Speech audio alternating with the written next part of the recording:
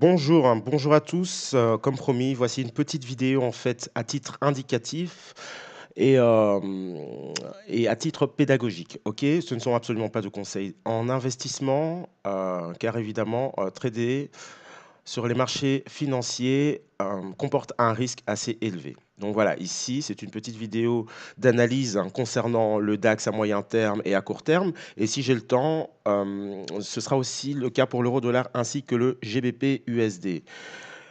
Quelques petites explications concernant l'utilisation du RSI au niveau des divergences, comme on me l'a demandé hier, donc je me suis dit que c'était plus simple de faire une petite vidéo, en tous les cas de l'inclure dans cette petite vidéo qui devrait durer une dizaine de minutes. Et aussi, on m'a demandé d'expliquer, de donner deux, trois petites informations concernant les formations et le coaching.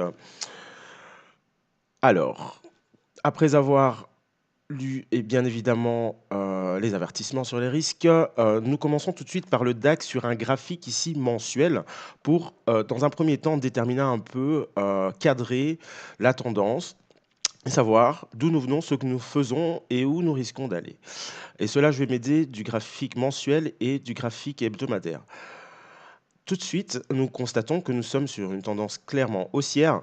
Maintenant, au vu de ce chandelier mensuel qui avale les derniers niveaux de support, ben, on pourrait se dire que la tendance est en tout cas mise en danger, cette tendance haussière. Mais plus précisément, je vais pouvoir déterminer et cadrer la phase de la tendance sur laquelle nous sommes. Donc toujours sur ce graphique mensuel, nous voyons que nous sommes toujours, en tous les cas, au-dessus techniquement du support en dessous duquel, là, ici, nous aurions un marché baissier, car cela correspond au dernier support ici, aux alentours de 12 000, marqué au mois d'août 2017.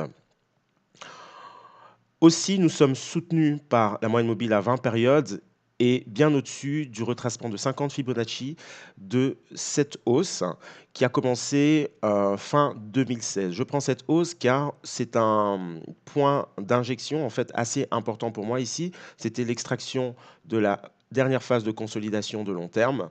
Nous avons cassé, nous sommes sortis à la hausse, pullback, et nous avons inscrit cette phase haussière plus haut marqué historique aux alentours à 13 600 sur ce graphique.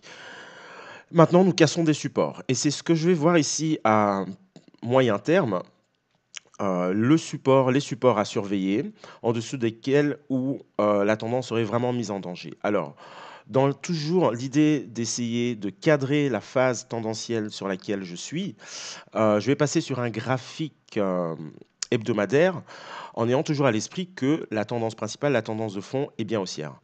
Alors, première chose, je détermine, j'ai toujours mon canal, mais à moyen terme, en données hebdomadaires, le signal a été donné, un signal de sortie du canal par le bas, donc un signal baissier moyen terme, suite à un mouvement en 5 vagues. Donc, concernant le décompte héliotiste, hein, nous avons fait la cinquième vague ici et le marché a tenté d'aller beaucoup plus haut. Échec, plus haut historique, double top, divergence au niveau du RSI. Alors, je peux déjà ici en parler, le RSI. Pour qu'elle soit confirmée, cette divergence, il faudrait au moins, ici, je vois qu'il y a un point, premier point du RSI, donc, qui se trouve en surachat. OK. Et c'est là que je vais probablement considérer une divergence. L'idéal aurait été d'avoir le deuxième point aussi en surachat, car vous pouvez remarquer que le marché, en tous les cas, n'inscrit plus des plus hauts, tente d'inscrire des plus hauts. Le RSI, le momentum, lui, ne tente pas, inscrit des plus bas. Ok, donc ici, c'est la divergence au niveau du RSI, cette divergence baissière, et on a la confirmation car on a une cassure au niveau des 50. Ok, ce niveau des 50 qui pourrait être testé en pullback et le marché qui ferait la même chose au niveau de la ligne de coût ici, double top. Double top, j'indique aussi, donc nous venons de finir ce décompte et logiquement, hein, et ce serait sain pour cette tendance, de venir rentrer ici en correction après avoir légèrement consolidé ici au-dessus. Les objectifs donc de cette figure, nous amènerait aux alentours de 12 000, qui correspond au niveau de support en dessous duquel, moi, je l'ai inscrit, ce serait une tendance baissière. Actuellement, nous sommes plutôt dans une phase de correction, une phase corrective, après avoir quitté la phase de consolidation ici. Et plus bas, nous pourrions avoir une accélération baissière et réintégrer ici toute la performance de 2017, effacer toute la performance de 2017 sur quelques semaines. OK. Alors, vous pouvez le voir à l'écran et je l'ai aussi posté, vous avez tous mes niveaux concernant les captures d'écran sur les graphiques. Donc ici, voilà, je suis dans une phase de correction qui peut encore, il y a encore de la marge pour atteindre les 11 950, donc qui peut encore se travailler en intraday à la baisse. Et ça, c'est pour les premières hypothèses, les premières stratégies. Deuxième stratégie et autre hypothèse, hein, c'est donc d'attendre un marché qui pourrait rebondir sur ce niveau de support et tenter de se positionner avec un signal d'achat pour repartir éventuellement en swing. Je pense que ce niveau correspond sur un graphique hebdomadaire, sur un graphique mensuel quasiment. Nous avons les 11 700, 11 800, le retracement des 50% de Fibonacci et la moyenne mobile à 20 périodes qui passe par là. Proche d'un support long terme, mais il y a encore de la marge à la baisse. Comme on peut le voir ici sur le graphique hebdomadaire, les niveaux sont beaucoup plus définis. Sur le graphique, évidemment, je vais passer ici en données journalières. Voilà. Alors ici, ça c'est le signal que j'ai pu poster hier et envoyer, partager sur les deux groupes.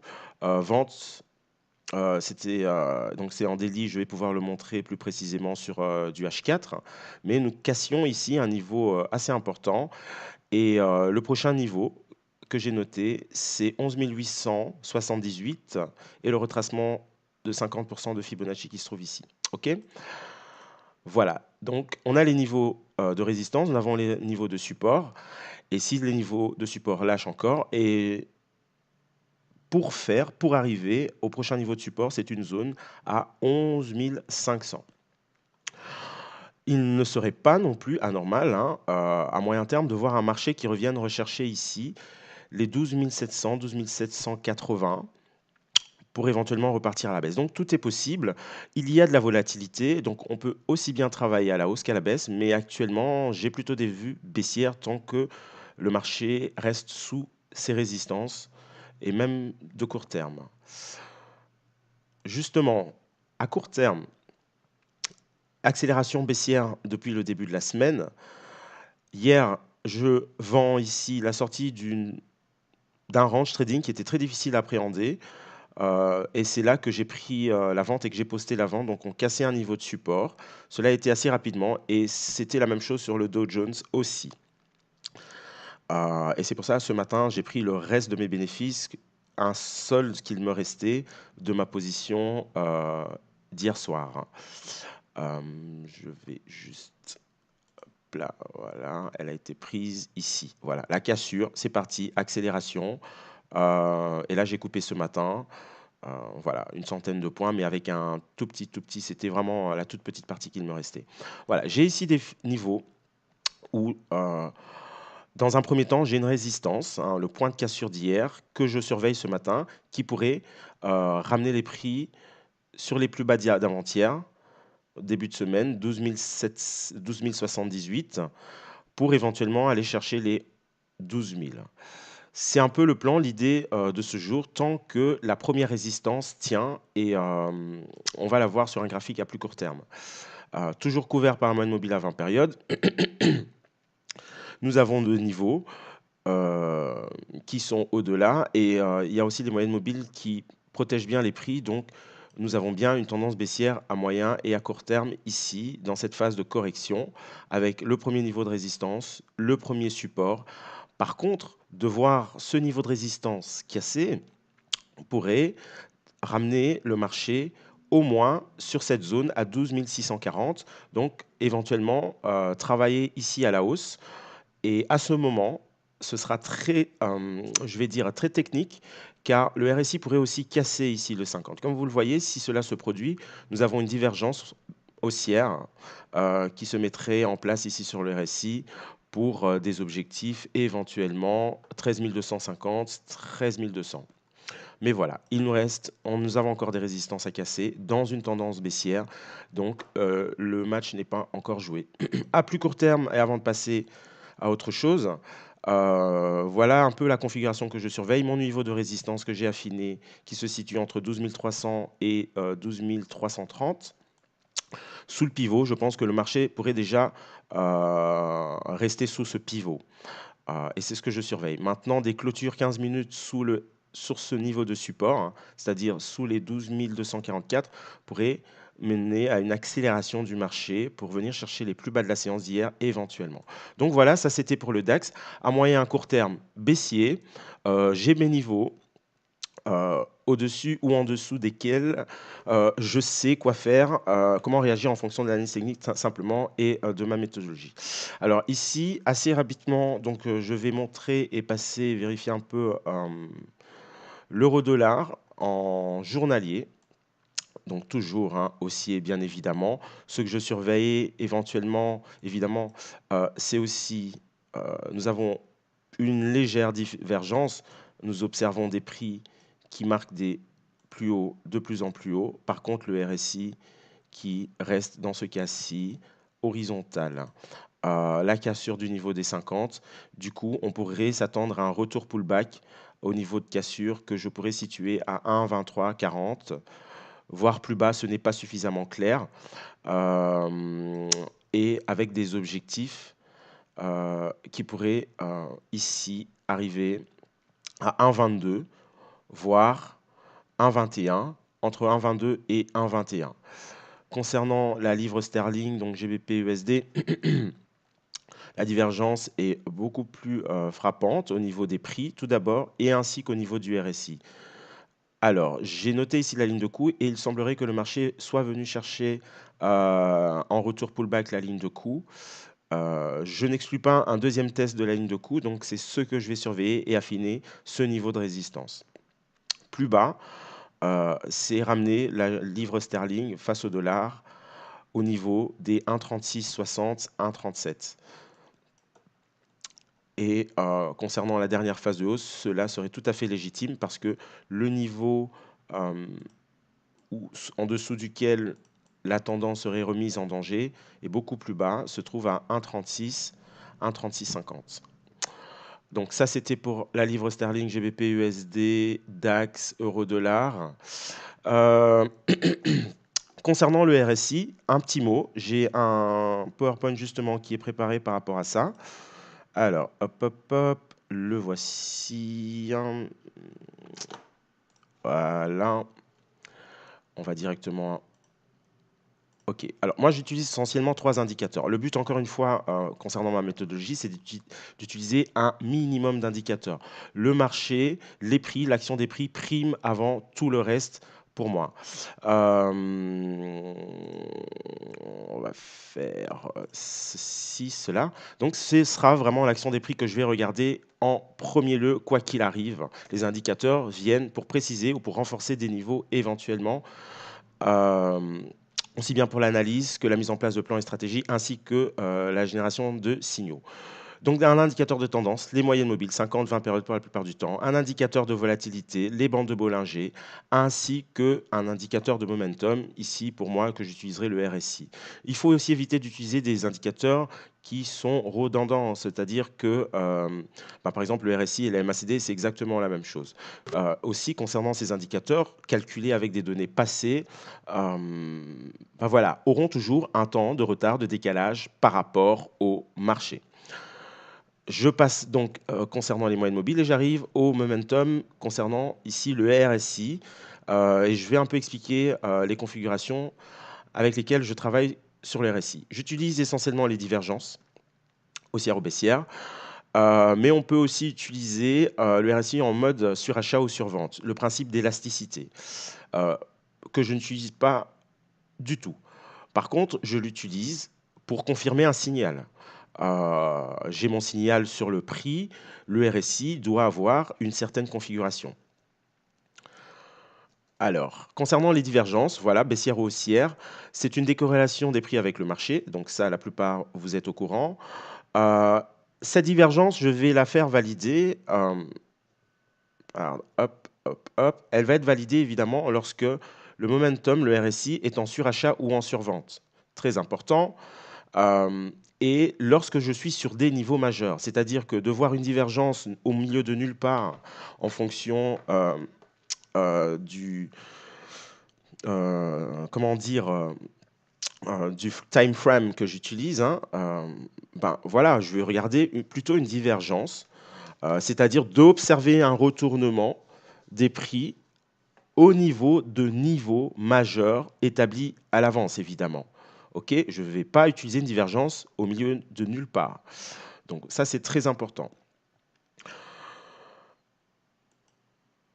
Alors, je pense que j'ai... Voilà, donc ici, on s'aperçoit clairement que le prix marque des plus bas de plus en plus bas et que le RSI marque des plus bas de plus en plus haut. On confirmera cette divergence à la cassure d'une ligne de coup quand il s'agit d'un double creux et aussi au niveau du RSI lorsque on casse le niveau des 50. Donc, chose importante, aux abords d'un niveau majeur, on surveille un retournement de court terme, moyen terme, peu importe les unités de temps, dans la zone de surachat ou de survente, bien évidemment. Ok. En tant que signal, ben, si j'attends un enfoncement ou une clôture de bougie sous ou au-dessus d'un niveau, ben, le RSI doit clôturer en dessous ou au-dessus. Il y a des traders qui utilisent ce système, c'est-à-dire que voyant un RSI qui clôture en 5, 10, 15, peu importe les unités de temps qu'ils utilisent, qui casse la ligne des 50, l'utilisent comme signal et déclenchent leur trade. Moi, je regarde d'abord les prix. Aussi, pour utiliser cette stratégie, si vous avez un RSI qui fluctue autour du 50 pendant de longues périodes, pour moi, ce n'est pas tout à fait valable car là, nous sommes dans une situation de vraiment range trading. La cassure des 50 fonctionne vraiment bien quand on vient de surachat ou de survente. On utilise aussi le RSI lorsque le marché fait des retours pullback au niveau des prix. Ben, vous allez voir ici un RSI qui vient chercher le niveau des 50. Peut fonctionner aussi comme un pullback. Concernant le paramétrage du RSI, j'utilise le 14. Maintenant, vous pouvez aussi utiliser le 9, les cas pardon, je vais le montrer ici sur un graphique, soit 14, un RSI 14, 9 ou 7. Plus vous allez utiliser une période courte, plus vous allez être, le marché va être réactif et nerveux. Ça va être un RSI beaucoup plus nerveux. Donc, concernant le réglage et le paramétrage du RSI, après ce sera bon. Donc, c'est concernant le nombre de périodes, 14. On peut utiliser le 21 qui va lisser une période où la période sera beaucoup plus lissée et plus on descend, plus on aura un RSI nerveux réactif. Donc voilà ce que je voulais montrer. Deux, trois informations concernant ici la formation. Donc voilà, la formation qui comprend ici pour 400 euros une prise en charge euh, au début de la formation, bien évidemment, mais surtout des entretiens individuels, au minimum au nombre de 16. Et ces entretiens qui durent entre 1 heure, 1 heure quart, voire 1 heure 20, tout dépend un peu des conditions de marché, nous serviront en entretien individuel par Skype, écran interposé, ben, pour moi, de donner ces 13 leçons. Ces 13 leçons qui sont en fait, qui vous montrent ici, qui vous montreront, premièrement, ma façon ici de concevoir le trading. Ensuite, bien évidemment, la façon avec laquelle j'analyse le marché, je définis des plans et stratégies, ma méthodologie, le travail sur les indicateurs, le fondamental, le money management. Donc, vraiment une formation assez complète et le but de cette formation, c'est que vous deveniez autonome, c'est-à-dire de l'analyse technique, de la sélection de plans ou la mise en place de plans et stratégies, déterminer des tactiques et aussi pouvoir avoir des connaissances d'un point de vue macroéconomique fondamentaux. euh, concernant les marchés financiers. Un accompagnement aussi qui se fait semaine après semaine, 2 à 3 fois par semaine, tout dépend un peu ici, des disponibilités. Donc voilà en fait, en gros, le résumé, de cette, formation. Donc les points les plus importants, c'est que, ben, voilà, moi je, suis avec vous pendant, ce laps de temps, 16 entretiens qui correspond à 2 mois et demi. Tout dépend un peu aussi de votre emploi du temps, le matin, l'après-midi, heu tel jour. C'est une formation non seulement individualisée, mais aussi personnalisée. Hem et les dernières leçons, les 3 4 dernières leçons, ben, on les passe ensemble devant les marchés financiers. Lorsque je prends des positions, ben, vous êtes aussi, capable de comprendre ce que je fais et moi j'explique ce que je fais. C'est ce qui est très important. Donc entretien individualisé, personnalisé, avec un suivi au niveau des leçons que l'on peut retrouver sur le site internet et avec des vidéos, bien évidemment. Donc, voilà un peu ce que je pouvais dire ce matin concernant cette vidéo. Alors, 20 minutes, bon, bah, j'ai fait 2 fois plus que prévu. Veuillez m'excuser de la longueur de la vidéo et restez prudents sur les marchés financiers. Donc, voilà, j'ai pris un petit trade, en attendant ici sur, le DAX et donc je tente ici de vendre, le test, des plus hauts des plus hauts de la fin de séance d'hier.